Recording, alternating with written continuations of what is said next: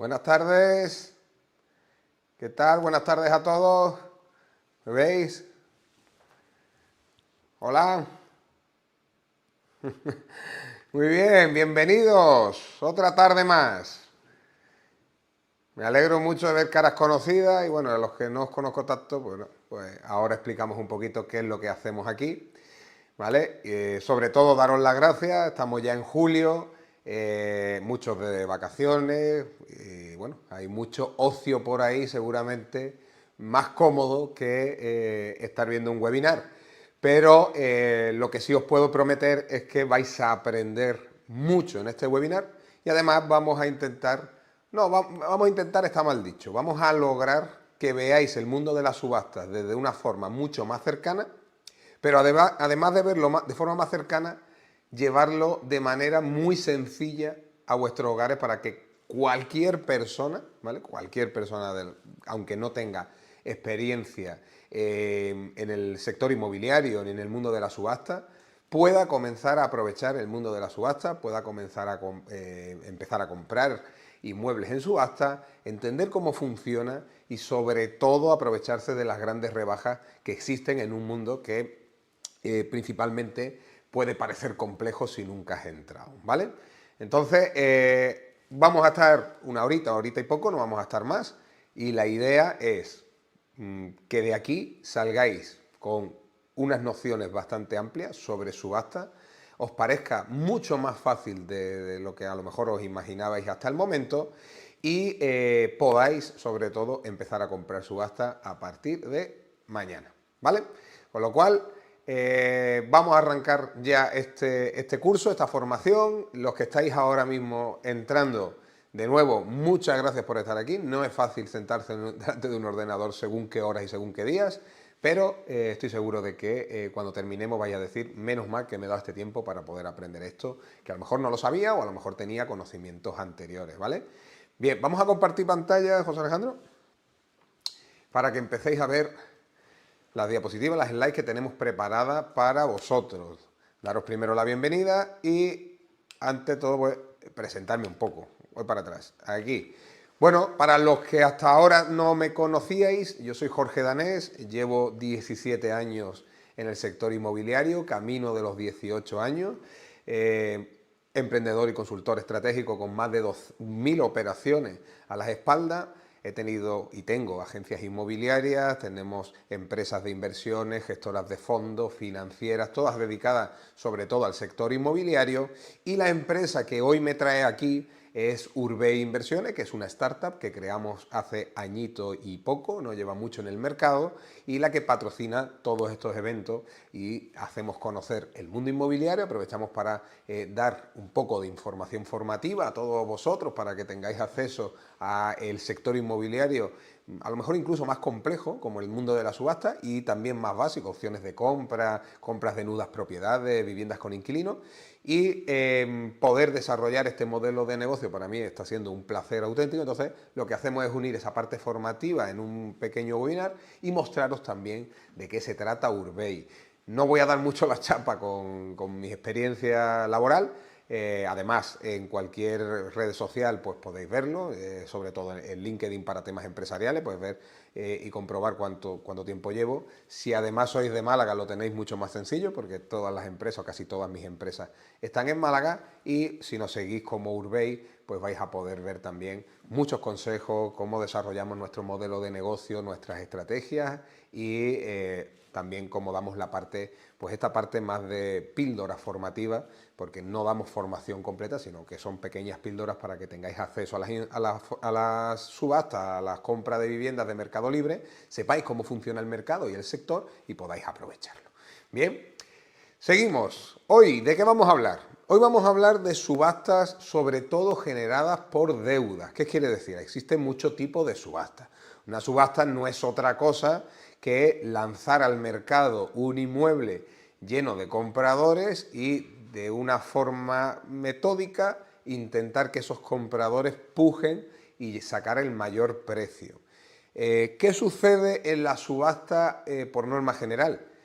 Que, sobre todo las subastas que vamos a hablar hoy, que son las judiciales en vía de apremio generadas por deuda, Realmente las personas que son conocedoras de este tipo de subasta y conocen la ley de enjuiciamiento civil y conocen las estrategias que hay que hacer para comprar y demás, son pocas. Cuando hay pocas, ¿qué pasa en un mercado donde hay pocas personas comprando o pocas personas preparadas para comprar? Pues que los precios bajan, quiere decir, cuanto menos personas somos pujando por un inmueble en subasta, en una subasta libre, pues obviamente el precio es menor, porque no se da esa competencia que se suele dar si vamos a un portal como Idealista. Si yo subo una vivienda a un precio 50%, 70% de su valor en Idealista, hoy me van a llegar 1000 llamadas en media mañana. O sea, nos van a llegar, en muy poco tiempo te van a llegar un montón de gente interesada. Eso genera mucha competencia, el precio sube más. Pero en las subastas inmobiliarias, las personas conocedoras de cómo es su funcionamiento son pocas, con lo cual al final se genera poca demanda por ellas.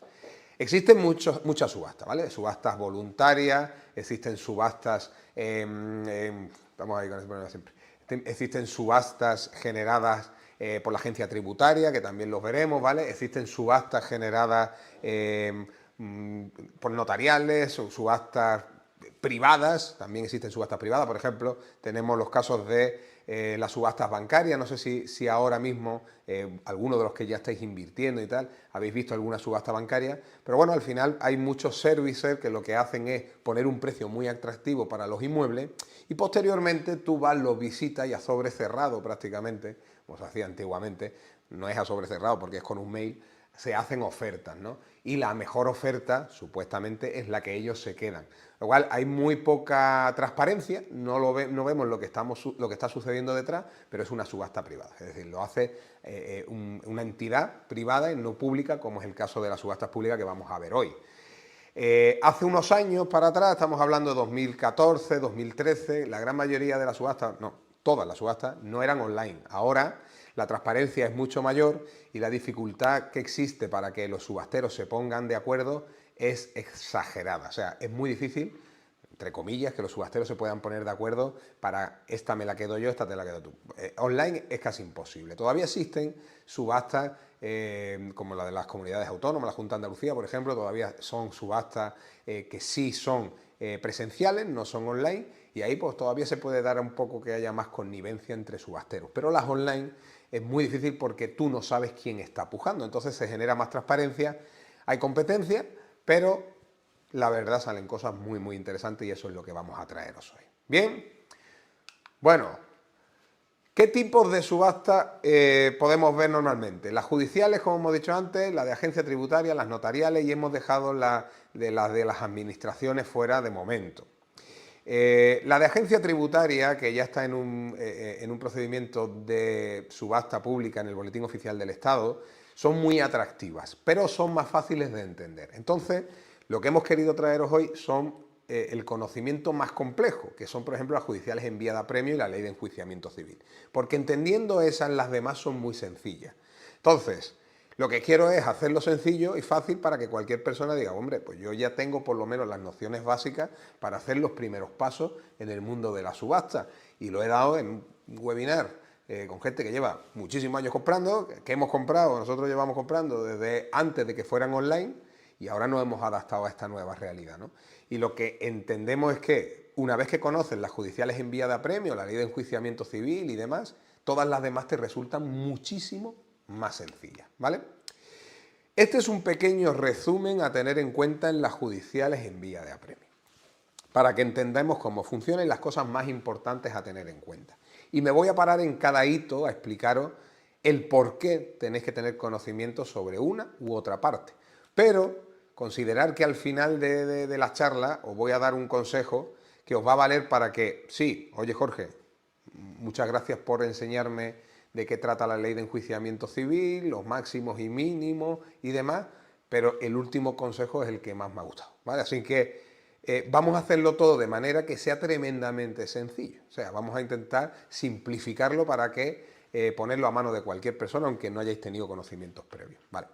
La ley de enjuiciamiento civil es la ley que intenta proteger a deudor y a acreedor de los subasteros y la que indica y regula todas las subastas en todos sus ámbitos, ¿vale? Ley de enjuiciamiento civil. Sin embargo, yo hago ya una referencia aquí al artículo 670, ¿Por qué? Porque como subasteros, leernos toda la ley de enjuiciamiento civil, al principio, no es completamente necesario, a fin de que realmente la ley de enjuiciamiento civil nos habla, sobre todo a partir del artículo 670. Anteriormente está hablando al deudor y al acreedor, ¿vale? En estas que están generadas por deudas, ¿vale? Entonces, no nos interesa tanto decir, oye, pues soy inexperto en ley de enjuiciamiento civil. Bueno, yo conozco abogados muy expertos en ley de enjuiciamiento civil que después nunca compran en subasta.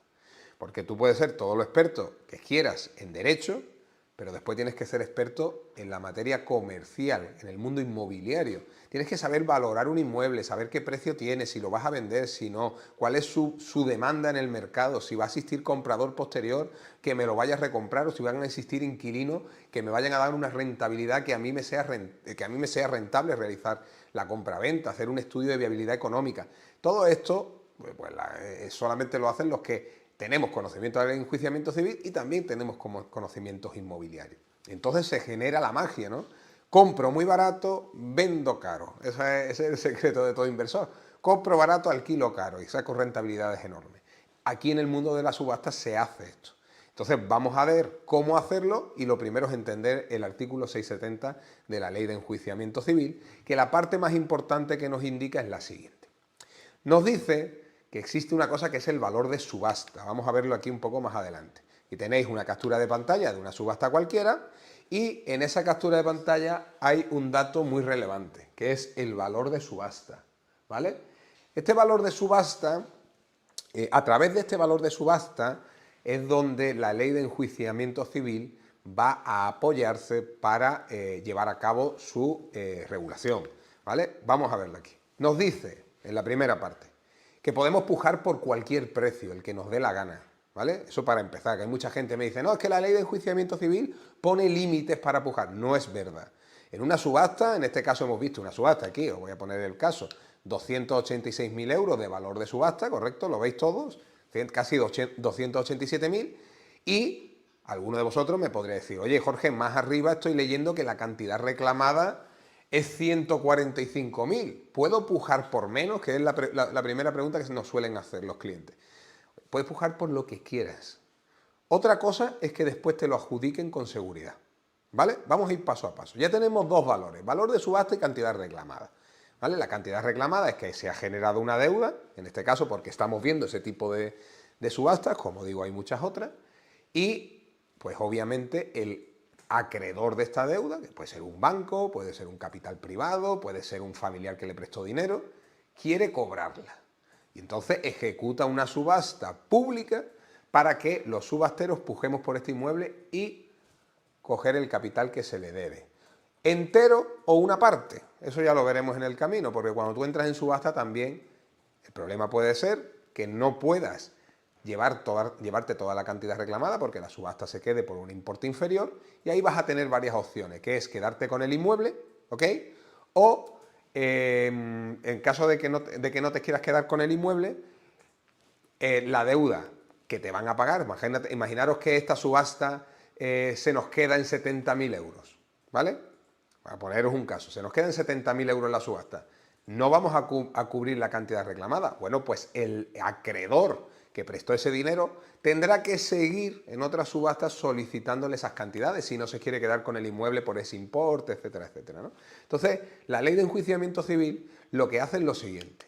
Dice que si nosotros pujamos por menos del 70% del valor de la subasta, le damos posibilidad al deudor de presentar un tercero que mejore esa oferta, ¿vale? Tiene 10 días posteriores después de la subasta para presentar un tercero que mejore esa oferta que hemos hecho nosotros.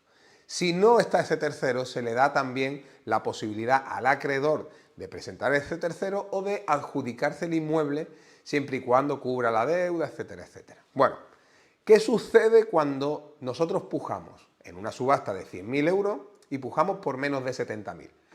¿Es que no nos lo adjudican? No, es que damos esa posibilidad de que se presente otra persona por parte de las partes que están implicadas. Pero normalmente ni hay plazo ni hay tiempo para presentar esos terceros. Y los bancos, las entidades, no quieren los inmuebles. Lo que quieren es el dinero, aunque sea menos. Ya después seguirán solicitándole a la otra parte las cantidades por otras vías, pero quieren cobrar. Entonces, ¿se puede pujar en una judicial en vía de apremio por menos del 70% y adjudicarte el inmueble? Por supuesto. Esta semana pasada tuvimos 2 propiedades que nos adjudicamos por menos del 70%. Quiere decir, esto es así, se puede hacer. No es una limitación. Quien te diga que lo que es difícil, que lo contrario, no es verdad o está haciendo muy pocas subastas, ¿vale?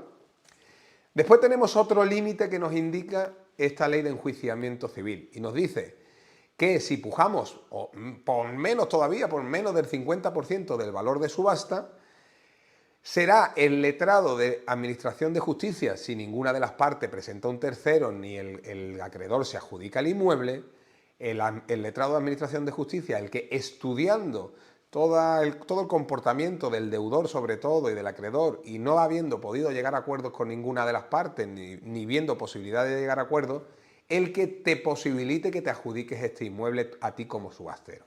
Quiere decir, una subasta de valor de subasta de 100.000 euros. ¿Puedo empujar en 30.000 y adjudicármelo? Por supuesto que sí. ¿Es más difícil que si pujo por más del 70%? Por supuesto. ¿Por qué? Porque estás pujando muy poco, la cantidad reclamada a lo mejor es mayor, no la cubres y estás dando opciones al acreedor y al deudor pues para que busquen otras alternativas. Pero eso no implica que se encuentren esas alternativas y que tú no te la puedas adjudicar. ¿Vale? Si fuese así, no se comprarían viviendas al 70% de su valor, al 80% de su valor, como a día de hoy todavía se están haciendo. ¿Qué pasa entonces en el tercer escenario? Jorge, yo he pujado por más del 70% y no hay nadie que haya pujado más. Perfecto, pues entonces esa subasta ya no tiene otra alternativa que serte adjudicada a ti. ¿Vale? ¿Se entiende? ¿Vamos bien o no?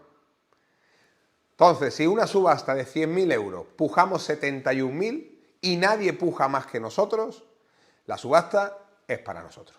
No tiene ni el ejecutante ni el acreedor posibilidad de quedarse el inmueble ni nada, ¿vale? Aunque la deuda sea de 20 millones. Hace poco tuvimos un inmueble donde estábamos estudiando la subasta y la deuda que tenía o la cantidad reclamada era de 20 millones de euros. El inmueble valía 180.000. No valía más. Esto no quiere decir que tú pagues 180.000 por el inmueble y te quedes todavía con el restante de los millones de euros, 19 millones y tanto de euros. No. Esto quiere decir que tú compras por 180.000 y el deudor seguirá solicitándote y buscándote para que sigas pagando o termines pagando los 19 restantes. Pero a ti te eliminan cualquier carga de esa. Si tú compras por más del 70% del valor de subasta, que os vuelvo a enseñar el valor de subasta aquí, más del 70%, de forma inmediata te van a adjudicar el inmueble. ¿Se entiende o no? 70% te adjudican el inmueble. Si es por menos del 70% del valor de subasta, lo único que pasa es que estoy dándole posibilidad al deudor y al acreedor de encontrar un tercero que mejore mi oferta o al acreedor de quedarse el inmueble. Como eso no suele pasar, las probabilidades son muy altas de que te la adjudiques. Y por debajo del 50% sigues teniendo probabilidad de adjudicarte el inmueble. Si pujas por un valor de subasta de 100.000, pujas por 30.000, vas a tener la posibilidad, pero es aún más complejo todavía que por debajo del 70%. ¿Se entiende? ¿Se da? Sí se da. Y ahí es donde uno toca la campana. ¡Pum! Aquí le he pegado. Perfecto, pues acabo de comprar un inmueble de 100.000 por 30.000 euros. ¿Me seguís? ¿Se entiende esta parte? No es negativa absoluta, es simplemente que damos posibilidades a los otros, deudor y acreedor. Y la ley está hecha para que los dos salven pues, lo que puedan, lo máximo que puedan. Bien, esta es la primera parte que tenemos que saber de una subasta. Vuelvo y digo, para el valor de subasta, 70% por encima me lo adjudico, si no hay nadie más, 70% por debajo, se me puede dar la situación de que se lo quede el banco o el deudor presente un tercero que haga mejor oferta y si no, me lo adjudico. 50% por debajo, si ninguno presenta ninguno que mejore mi oferta y el acreedor no se lo queda y el juzgado determina que el comportamiento del deudor no ha sido el mejor y que no van a llegar a acuerdo en ninguna parte, también me lo adjudico. Vivienda de 286.000 euros, ¿me la puedo adjudicar en 86.000? Por supuesto. ¿Cuántas probabilidades tengo? Pues menos que si pujaras en el 70% por encima, pero las probabilidades existen.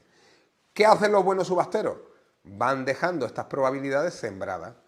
Hago una oferta aquí en 30, otra en 40, otra en 20, tal, por debajo del 50 y cuando suena la campana gano. ¿Qué pasa, Jorge, si pujo por una subasta por menos del 70% o del 50% y no me la adjudican? Pues no pasa nada. La cantidad de depósito, que es esta que tenemos aquí debajo, el importe este del depósito, ¿vale? La última línea, me lo devuelven. ¿Vale? ¿Se entiende esta parte? No pierdo nada. Yo puedo pujar en 1 euro, si quiero. No pierdo absolutamente nada. No me la adjudican, me devuelven mis 14.000 euros, en este caso, que es el importe del depósito. El importe del depósito es siempre el 5% del valor de subasta, ¿vale? Con lo cual, si el valor de subasta, por ejemplo, de un garaje es 1.000 euros, el 5% de esos 1.000 euros, ¿vale? Siempre será el valor de subasta. Y es lo que tenemos que, el constituir el depósito es el dinero que tenemos que entregar para poder empezar a pujar. Sin eso, no se permite la puja, ¿vale? Otro de los conocimientos que tenéis que tener muy importante es que existe una cosa que se llama reserva de postura. La reserva de postura es cuando pujamos y nos guardamos nuestra posición en la puja, ¿vale? Imaginamos una puja donde yo quiero, bueno, pues poner 50.000 euros y ahora viene otro que pone 60.000. Yo he puesto mis 50.000 y me guardo mi posición, mi reserva de postura. Hay un botoncito donde te pregunta el portal, ¿quiere usted reservarse su postura? Sí, pum. Eso quiere decir que lo que estoy haciendo es reservarme mi posición por si el siguiente que ha pujado por encima mía falla, ¿vale? Dice, yo no puedo comprarlo, al final no me interesa, lo que sea, me caiga directamente a mí esa puja y pueda yo comprar, ¿vale? Es simplemente un conocimiento de que se puede realizar. ¿Qué pasa si no reservas tu postura? Pues lo único que pasa es que tú pujas por 50.000, viene otro, puja por 60, cuando se termine la subasta, se concluye y al día siguiente te devuelven el depósito o a los 2 días, porque tú no te has reservado tu posición, con lo cual te sacan de el trámite o gestión posterior a la subasta. Ya has salido, no va a caerte ninguna subasta, aunque fallen 10 antes que tú. Tú ya no estás. ¿Se entiende esta parte? ¿Me seguís todos? Muy bien, venga, animar un poco. Después tenemos las cargas preferentes. ¿Qué son estas cargas? Cuando analizamos una subasta, lo primero que tenemos que tener en cuenta es por qué carga estamos entrando en la subasta. Bien, muchos de vosotros a lo mejor no lo sabéis, pero voy a explicar brevemente lo que es una nota simple. Una nota simple es un documento informativo abreviado donde el registro de la propiedad nos dice quién es el propietario, cómo es el inmueble, qué número de finca tiene y las cargas que están encima de él, ¿vale? Las cargas registradas que están encima de él. Bueno, pues esas cargas tienen un orden, entran por orden. Nosotros tenemos que ver como subasteros si esta subasta que se está realizando entra por qué carga entra, por qué número de orden. Oye, pues mira, la subasta se está realizando por una hipoteca de BBVA, ¿vale? Y vamos a la nota simple, que nos la va a dar, o la certificación de carga, ¿vale? Que es más extensa, y vemos que BBVA tiene una carga hipotecaria y es el número 1. La carga hipotecaria es la número 1, o la letra, muchas veces dice por letra y tal, posición y demás. Pero vemos en la nota simple que aparece la primera como carga, ¿vale?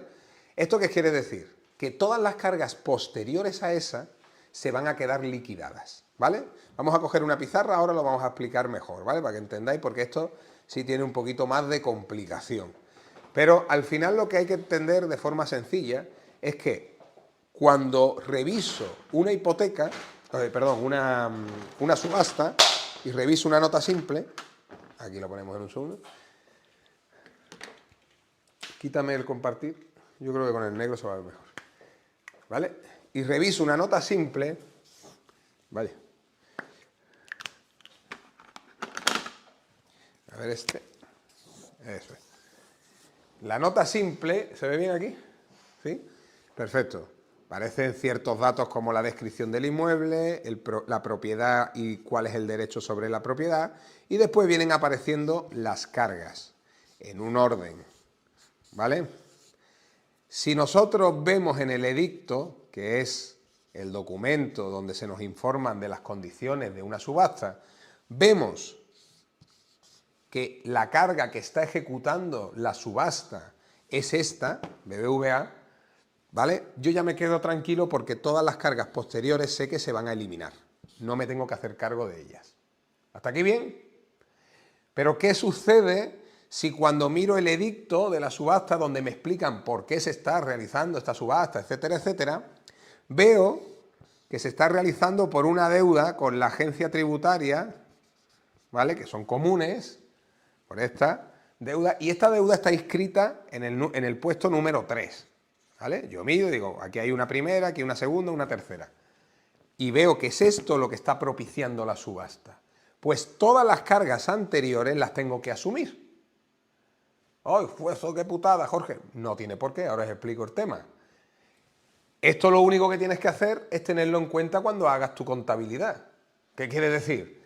Si esta deuda de la agencia tributaria es una deuda de 20.000 euros, aquí hay una deuda de comunidad de propietarios no sé qué, de otros 20.000, y aquí hay una deuda de 100.000, yo sé que de entrada estoy entrando por esta deuda. Si yo aquí pujo por 1.000 euros y me la aceptan, lo que sé es que voy a tener que pagar 20 de aquí y 100 de aquí. La casa me va a costar 121.000. ¿Se entiende? Son las cargas preferentes y estas las tengo que abonar. Ahora, ¿qué pasa? La pregunta, Jorge, ¿y esta de aquí, del banco de la hipoteca? Hay dos preguntas siempre que me hacéis. ¿Cómo sé qué deuda es? ¿Cuál es la cantidad actual de la deuda? A veces nos aparece en el edicto y otras veces no. ¿Vale? Porque en las notas simples nos aparecen las deudas cuando se entregaron, cuando se dieron esas cargas, esas hipotecas, que a lo mejor hace 20 años que se dio. Entonces no se actualizan las deudas cada vez que pagas una cuota. Nos aparece el principal. Para saber la cantidad real, pues a veces hay que hacer una consulta, si es posible, y si no, se determina según los años que sean. Oye, pues lleva 10 años pagando, pues aproximadamente puede estar por tanto ahora mismo de deuda, ¿vale? Y la segunda pregunta que me soléis hacer sobre las cargas hipotecarias es, ¿y la tengo que pagar de golpe? Pues no. La realidad es que si tú compras esta vivienda en subasta por 1.000 euros porque vale en el mercado 160.000 o 170.000 euros y tienes dos cargas que comerte, al final te va a salir 121 más gastos, no te interesa pagar más, lo cual te la adjudicas por 1.000 euros. Esta de la comunidad de propietarios habrá que negociarla, pero hay que pagarla, aunque la negociaremos siempre para abajo. Y la del banco también la podemos negociar, ¿vale? Haciendo una quita de deuda por pagar de golpe o subrogándonos a la deuda y siguiendo pagando la cuota, ¿vale? Me subroga la deuda y sigo pagando la cuota del deudor principal. Lo bueno es que no tengo obligación de cambiar de nombre la hipoteca. Quiere decir que voy a seguir pagando la cuota, pero la deuda le va a seguir perteneciendo al otro. Va a seguir apareciendo en el banco que el deudor es otro y no yo. Hasta que ya lo actualice si quiero, pero obligación legal no existe, ¿vale? Y estas son las cargas preferentes, ¿se entiende? ¿Sí? Venga, ¿compartimos pantalla otra vez?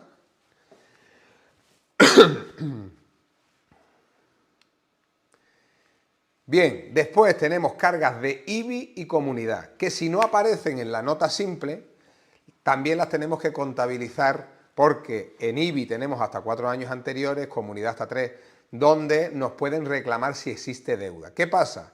Que normalmente las deudas de IBI, comunidad, hasta que no se hace digamos, un importe importante, se hace ya una montaña de deuda importante, ni los ayuntamientos ni las comunidades de propietarios a través de sus administradores suelen realizar las anotaciones de embargo y demás porque es costoso. Entonces, ¿qué pasa? Que puede deber 2.000 o 3.000 euros de comunidad, no lo sabemos, no vamos a poder saberlo porque no nos van a dar ese dato, entonces la voy a tener que asumir, hasta unos límites, como digo, de 4 y 3 años.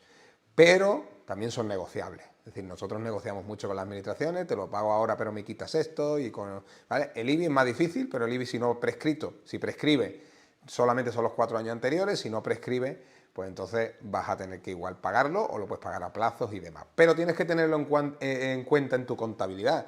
Si yo quiero comprar esta vivienda en 121.000 euros, tengo que saber que además de los 121, aunque aquí no aparezcan esas cargas en la nota simple, voy a tener que pagar IBI y comunidad si se debe, que normalmente se suele deber, porque el que no ha pagado a BBVA no es que esté loco por pagar al ayuntamiento ni a la comunidad de propietarios. En la gran mayoría de las veces vamos a encontrarnos con esa deuda, ¿ok?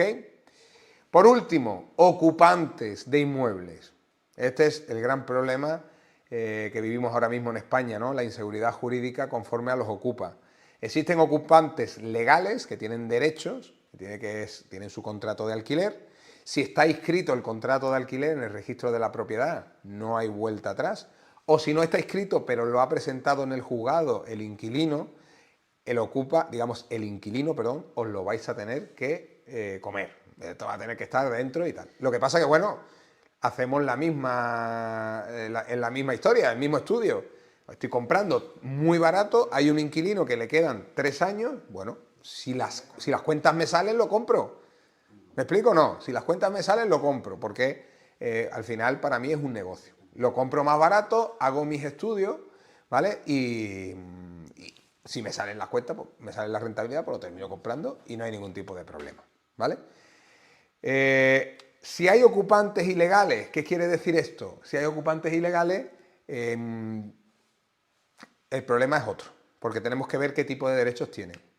Por ejemplo, un ocupante ilegal que le pega una patada a una puerta, pues de una forma, un ocupante ilegal que es el propietario del inmueble que no se quiere ir, es otro. Normalmente, en el juzgado, siempre que no se declare ese ocupante en vulnerabilidad, ¿vale? Si se declara en vulnerabilidad, hay que darle más plazo. El mismo juzgado es el que va a solicitar, es el que va a hacer lo que se llama el lanzamiento del ocupante, si es el propietario, ¿vale? Si no es el propietario, hay que identificar a los ocupantes y comenzar un proceso judicial para que se les eche. ¿Se echa? Sí, se echa, pero si está en vulnerabilidad y demás, pues vamos a tardar, en vez de tardar 1 año o 6 meses, con un ocupante normal, podemos tardar 2 años y medio o 3, ¿vale? Ese es el problema con los ocupantes. Esto es algo que tenemos que tener en cuenta y estudiarlo de manera adecuada. Siempre que nos salgan los ratios, las cuentas, si el estudio de viabilidad económica nos deja margen, pues no hay problema, compramos igual, pasa nada. ¿Tardo más en recuperar? Sí, pero es que me ha costado un 70% menos de su valor el inmueble. Con lo cual doy ya por hecho que cuanto más problema tiene un inmueble, más barato es. ¿Vale? Pasa el plazo de tiempo, pero dentro de 3 años le voy a sacar el doble de lo que me ha costado. ¿Se entiende esta parte? ¿Ocupantes? ¿Sí? Bien, dentro de la subasta, como hemos visto, a tener en cuenta cuándo comienza la subasta y cuándo finaliza. Siempre son 20 días, ¿vale? Tenemos 20 días de plazo para entrar en subasta y estudiarlo todo. Pequeño problema, que normalmente hay muy pocos datos. Y solamente para los que están más avezados mirando subasta y estudiándola continuamente, saben entender cómo funciona este mercado, ¿vale? Si no lo entiendes así a simple vista, pues te va a costar un poco más. Pero bueno, al final vas cogiéndole el tranquillo, te dando cuenta que no es tan difícil ni tan complejo. La realidad es que no nos van a enseñar la vivienda, hay muy pocas probabilidades de que veamos el inmueble. No nos van a dar información extensa, ¿vale? Ni de los ocupantes, ni de las cargas preferentes, ni las deudas de IBI, ni de comunidad. Y todo eso tienes que determinarlo o incluso suponerlo. En el caso de que no esté cuando ya haya comprado, pues fenómeno. Nosotros compramos una vivienda no hace mucho, los ocupantes eran los propietarios, pensábamos que íbamos a tardar más de 9 meses en desocuparla, hemos tardado 4 y pico. Perfecto, muy bien, pero yo en mi estudio de viabilidad había contado con 9 meses, ¿vale? Entonces, si me sale a 9, 4 y medio, imagínate, estamos encantados. Bien, normalmente no hay pujas mínimas en las subastas judiciales en vía de apremio por deuda, en judiciales voluntarias sí, por lo tanto podemos pujar, como he dicho, al precio que queráis. Sí suele haber, pero no siempre, tramos entre pujas y esto no es otra cosa que cada vez que pujemos hay un siguiente tramo exactamente igual que el anterior. Por ejemplo, mi primera puja en esta subasta que tenéis delante no podría ser otra que 5.739,80. Si alguien de vosotros quisiera pujar, tiene que subir otros 5.739,80. ¿Para qué se hace esto? Para que vaya a mayor velocidad, para que no sea infinita. ¿Por qué? Porque la subasta aquí pone que acaba a las 6 de la tarde, ¿vale? Pero si yo pujo a las 6 menos 1 minuto, se va a prorrogar otra hora, y así otra hora, hasta 24 horas después. Entonces, ¿qué hacemos cuando no hay tramos entre pujas los subasteros? Pujamos muy poquito, y el que se cansa antes de madrugada se va abajo. ¿Se entiende o no? Entonces, yo pujo y pujo 30 euros, el otro puja otros 30 euros una hora después, vuelvo a pujar yo otros 30 euros. Al que se le acabe el café antes, a media mañana, cuando estemos ya a alta hora de la madrugada, es el que se sale primero. Y ese que se sale primero pierde. Entonces, algunas subastas no tienen tramos y son muy interesantes para nosotros, y otras tienen tramos y se acaban muy rápido. A las 9, a las 10 de la noche ya se ha acabado. ¿Por qué? Porque de 5.000, de 5.000, de 5.000, de 5.000, muy rápido coge el precio máximo al cual está dispuesto de pagar uno de ellos. ¿Vale? Bien, ¿qué checklist hacemos nosotros? Uno, verificar el valor de subasta, lo que hemos visto anteriormente. ¿Vale? ¿Cuál es el valor de subasta? Dos, entender las deudas. ¿Qué deudas hay aquí? ¿Hay deudas preferentes? ¿No las hay? ¿Qué tipo de deudas hay? Tercero, ¿quién es el acreedor y el deudor? ¿Por qué es importante esto? Porque si el acreedor es una empresa, es mucho más fácil que no tengamos ocupante con derechos dentro y podamos desocupar con facilidad. Además, cuando el acreedor es una empresa, los juzgados tampoco tienen tanta disponibilidad para salvarle los cuartos. Es decir, cuando es un particular, pobrecito, tal, que le están quitando su casa, cuando es una empresa, un empresario, es te fuera, aunque pierda dinero, ¿vale? Entonces, para nosotros los subasteros, aunque seamos empresarios también y nos moleste, pero hay más oportunidad cuando el deudor, el acreedor y el deudor, si el acreedor y el deudor son empresas, es fantástico, porque no va a determinar el letrado de la Administración de Justicia, no va a estar tan a favor de salvar a ninguno de ellos. Lo que sea y venga para adelante, ¿no? Después, verificación jurídica de las cargas preferentes, si existen tercerías de dominio, servidumbre y afecciones. Esto es saber leer la nota simple y entender que está más o menos limpia. Oye, que no viene una carga externa nueva, que no hay una servidumbre de paso que me van a expropiar la vivienda. Pero esto es en subasta y en cualquier propiedad que nosotros compramos, ¿vale? Después, valorar el artículo 670 de la Ley de Enjuiciamiento Civil. Oye, ¿qué probabilidades hay de que me digan que sí o no con lo que me ha contado Jorge? Pues acabo de hacer el estudio de mercado, que lo veremos después, evaluar la oportunidad económicamente. Veo que es una vivienda que podría valer 200.000 euros en la calle y quiero comprarla. Miro el valor de subasta y veo que tiene un valor de subasta de 100.000 euros. ¿Puedo pujar por más del 70% para no jugármela con los acreedores, los deudores, el 70, el 50? Pues sí, ¿por qué? Porque tengo un margen enorme. Es una vivienda que vale 200.000, valor de subasta 100.000, me la quedo en 71.000, no tengo competidores y para mí. ¿Quiero jugármela por abajo? Perfecto, te la juegas. Pero realmente, si quieres seguridad, pujarías por encima del 70, ¿vale? Evalúo la oportunidad económicamente, como hemos dicho, evaluar cuáles son los, qué es primero el objetivo que tienes como inversor, ¿vale? Si quieres alquilarla, si lo que vas a hacer es un contrato de alquiler, o sea, si vas a hacer una explotación turística, si lo que quieres es revenderla, reformar y revender. Dependiendo de tu objetivo final, vas a estar dispuesto a pagar un precio u otro. Teniendo claro los gastos de compra-venta que vas a tener, la reforma posible que haya, la desocupación o los gastos de comunidad IBI que pueda haber en el inmueble, ya tengo determinada qué oferta es la que quiero realizar. Se hace lo que nosotros llamamos, dentro de Urbei, el método residual. Evaluamos cuál es el valor de venta futuro y hacemos un método residual eliminando todos los gastos que vamos a tener para que se nos quede un precio de compra óptimo. Y ahí pujamos, ¿vale? Valorar el plazo que nos llevará. Tener en cuenta que las subastas no son rápidas, no es mercado libre que yo quedo con el propietario, mañana vamos a notaría, me da las llaves y firmo. No, vamos a tener un plazo de tiempo que va a estar entre 6 meses y año y poco para poder salir de este tema. Entonces, son operaciones a medio, largo plazo. Ocupación y estado del inmueble. Si no lo conozco, porque nosotros a veces hacemos visitas, miramos quién vive dentro, hablamos con los propietarios, a veces nos lo enseñan, otras veces no. Si no identificamos por fuera si está hecha la reforma, si tiene aire acondicionado, si está limpia o hablamos con los vecinos, pero si no se da esa situación, y es imposible por lo menos estipular en nuestro estudio de viabilidad económica esa posible reforma que vayamos a hacer o esa posible desocupación. Si nos encontramos que está medianamente bien cuando entramos, mejor. ¿Qué pusimos? ¿Que íbamos a gastarnos 20 y no hemos gastado 10? Pues a favor del bolsillo nunca hay lágrimas.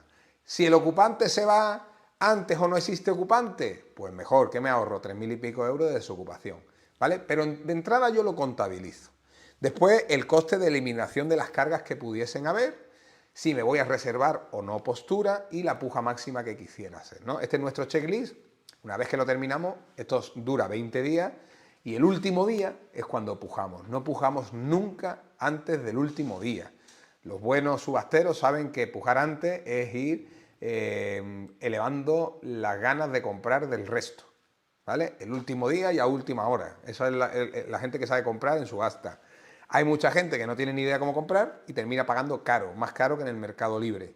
¿Sabes? ¿Por qué? Porque se animan demasiado. Parece un juego, están ahí dándole, y cuando se dan cuenta se le ha ido el salto al cielo. ¿Vale? Financiación.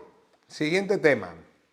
¿Cómo financio una subasta? ¿Se puede hipotecar una vivienda en subasta? No, rotundamente no. ¿Por qué? Porque desde que yo pujo hasta que me la adjudican, pasa un plazo de tiempo y el banco no tiene confirmación anterior de la eliminación de las cargas, de si te la han adjudicado. Entonces, ningún banco te va a dar una hipoteca sin tener claro que la vivienda al final va a estar a tu nombre, porque tú te irías con el dinero y después ellos se quedan sin garantía hipotecaria. Con lo cual no se va a dar. Pero existe la posibilidad de subrogarnos en subasta a una carga preferente. Hemos explicado antes cómo en BBVA podemos comprar, en la deuda esta de BBVA supuesta, ¿no? Podíamos comprar por una carga posterior y sin pedir hipoteca subrogarnos a las anteriores. Con lo cual tenemos mucha gente dentro de la plataforma que lo que busca son subastas con cargas posteriores. Pujan por 10, 15.000 euros, pagan esos 10 o 15 y después se quedan con las hipotecas que hay. Y ya siguen pagando. Es una forma de comprar con poco dinero muchas viviendas. ¿Vale? ¿Se entiende? Y después tenemos financiación con colateral. ¿Qué es esto? Jorge, no tengo el dinero, no me hipotecan la casa, pero tengo una vivienda que si la hipoteco, puedo comprar esta. Entonces sí, es rehipotecar otro inmueble para financiar el nuevo inmueble, la hipoteca. Y una vez que somos propietarios de la subasta y está limpia de cargas, ya la hemos limpiado, entonces puedo hipotecar esta y liberar esta o seguir la misma operación una y otra vez, que es lo que se suele hacer. ¿Vale? También podemos hacer financiación colaborativa con Urbei. Dentro de la plataforma nuestros inversores colaboran en operaciones de otros inversores, quiere decir, ahora explicaremos cómo funciona Urbei, pero si encuentras una subasta, la estudias, te parece interesante, la llevamos nosotros a cabo a éxito contigo, pero te falta capital, Urbei puede entrar con capital propio y también llamar a la acción a otros inversores que quieran entrar dentro de la operación. Oye, mira, hemos hecho una operación de 250.000 euros, hemos puesto 50 nosotros, el inversor principal que la ha traído ha puesto 20 y el resto del dinero lo vamos a participar entre X personas. ¿Quieres entrar? Y cada uno pone su capital con una devolución de intereses posterior. Entonces podemos dentro de la comunidad financiar operaciones de otros inversores. También está el pago aplazado. La ley de enjuiciamiento civil nos indica que está la opción de solicitar lo que se llama pago aplazado, pero se tienen que dar dos situaciones. Una, que hayas pujado por encima del 70% del valor de subasta, ¿vale?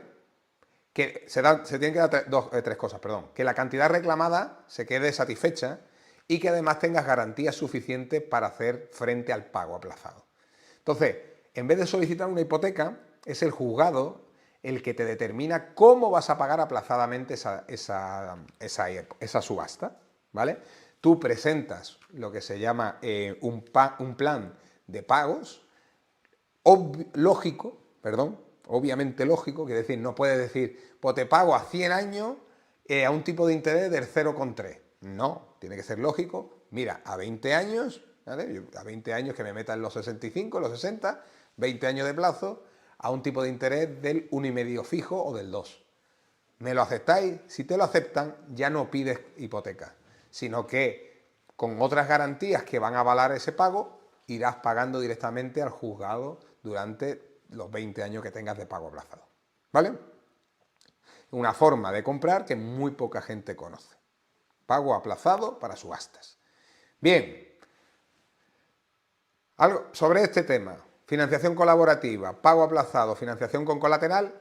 Hay también una solución alternativa también que son, obviamente, tener a disposición el dinero, bien sea porque el banco nos tiene abierto unas líneas de crédito donde disponemos de 50, 100, 150 rápidamente para poder comprar y después rehipotecamos para liquidar esos préstamos y quedarnos con la hipoteca, ¿vale? Porque la hipoteca es más barata que los préstamos. ¿Se entiende? ¿Sí? Bueno, ejemplo, por ejemplo, esos son ejemplos reales de subastas adjudicadas, ¿vale? Esta tenía un precio de mercado que habíamos validado en 138.500, deuda hipotecaria de 73.000, otras deudas y biscomunidades 7.060 euros, gastos de compra 6.489, pujamos por 61.000, el ocupante no tenía derecho, desocupación 1.970 nos gastamos por llegar a un acuerdo porque no tenía ningún derecho de estar en el inmueble, beneficios que le sacamos 61.981 euros a 8 meses, el 81% de ROI, ¿vale? Esta en Torremolinos, 126 precio de mercado, ahí tenéis todos los cálculos, los gastos, si queréis hacer fotografía o captura de pantalla, para que después le echéis un vistazo. Lo importante, ROI 56,7%, ¿vale? Y después, este que es esas son muy sencillitas, muy rápidas, que son los garajes, que hay muchos de vosotros, yo sé que es por donde se suele empezar en la subasta porque no hay ocupantes, no suele haber tantas complicaciones como en las otras, son más sencillitas, más básicas. Entonces, bueno, al final por ahí empiezo, me voy haciendo el cuerpo y ya después me tiro a otras operaciones más grandes, ¿vale? En este caso es un garaje donde se le sacó un 95% de rentabilidad en apenas 4 meses, porque aquí la posesión es muy rápida, aquí no hay, el juzgado va, es muy sencillo, hay muy pocas cargas, son muy fáciles, ¿vale? Son muy rapiditas y muy sencillas para empezar. Nosotros tenemos clientes que solamente compran garajes, trasteros y demás a volumen y a lotes, y van comprando trasteros a 1.000 euros, ¿vale? Y después se rentabilizan mucho, bueno, pues compran lotes de trastero, compran lotes de garaje y después tienen una rentabilidad muy grande porque además aquí no hay grandes reformas ni mantenimiento. Al final son 3 o 4 rayas en el suelo, ¿vale? No es mucho más, lo cual es mucho más sencillo y vamos de forma más rápida.